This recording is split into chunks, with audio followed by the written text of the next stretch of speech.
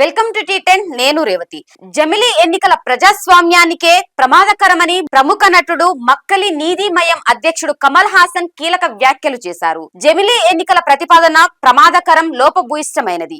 భారత్ కు ఆ తరహా ఎన్నికలు అవసరం లేదు, భవిష్యత్తులోనూ వాటి అవసరం లేదు. 2014 లేక 2015 సమయంలో ఈ తరహాలో ఎన్నికలు జరిగి ఉంటే ఒక పార్టీకే పూర్తి అధికారం దక్కేది. అది నియంతృత్వానికి దారి తీసేది.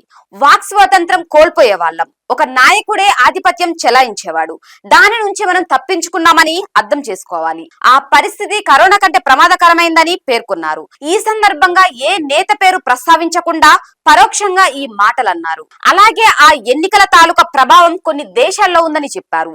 పలు ప్రతిపక్ష పార్టీలు కూడా జమిలీ ఎన్నికల ప్రతిపాదనను వ్యతిరేకిస్తున్నాయి. ప్రస్తుతం రాజ్యాంగం ప్రకారం వాటి నిర్వహణ సాధ్యం కాదని, రాజ్యాంగానికి 5 సవరణలు అవసరమని పేర్కొన్నాయి. అయితే అందుకు అవసరమైన సంఖ్యాబలం ప్రభుత్వానికి లేదన్నాయి. ఏకకాల ఎన్నికల ప్రతిపాదన ప్రజాస్వామ్య వ్యతిరేక మరో జిమ్మిక్ అని రాజ్యసభలో తృణమూల్ కాంగ్రెస్ అభివర్ణించింది. ఇది ఇవాల్టి న్యూస్. చూస్తూనే ఉండండి టీ10.